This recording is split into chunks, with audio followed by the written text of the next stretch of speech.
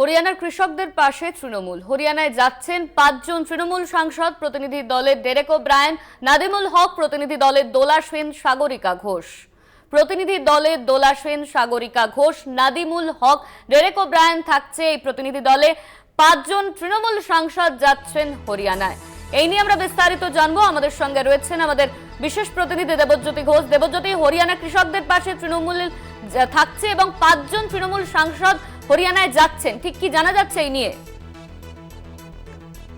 তৃণমূল নেত্রী মমতা বন্দ্যোপাধ্যায় তার কালীঘাটের বাসভবনে নবনির্বাচিত সাংসদদের সঙ্গে বৈঠক করেন এবং সেখানে যে হরিয়ানায় তৃণমূল কংগ্রেসের ৫ জন সাংসদ যাচ্ছেন, তার মধ্যে রয়েছেন ডেরেক ওব্রায়েন, নাদিমুল হক, দোলা সেন, সাগরিকা ঘোষ।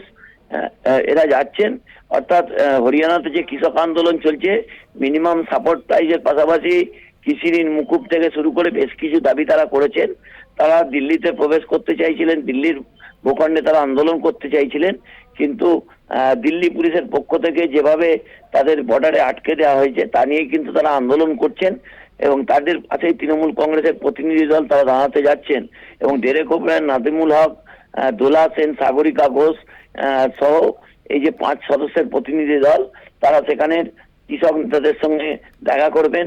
ইতিমধ্যে রাজেশ টিকায়েতের সঙ্গে তাদের প্রাথমিক কথাবার্তা হয়েছে এবং যে দাবিগুলি কৃষকরা করছেন, হরিয়ানাতে যে আন্দোলন হচ্ছে, সবগুলির সঙ্গে তৃণমূল কংগ্রেস একমত রয়েছে যে গোটা ভারতবর্ষ জুড়ে যে কৃষি ঋণ, সেই কৃষি ঋণ মুকুবের কথাও তারা বলেছিলেন।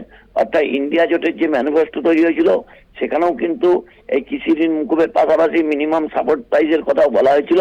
সেই জায়গাগুলোতে তৃণমূল নেতৃত্ব একমত হয়েছেন এবং সেই মতো এই প্রতিনিধি দল যাচ্ছেন এবং হরিয়ানার কৃষকদের সঙ্গে তারা কথাবার্তা বলবেন।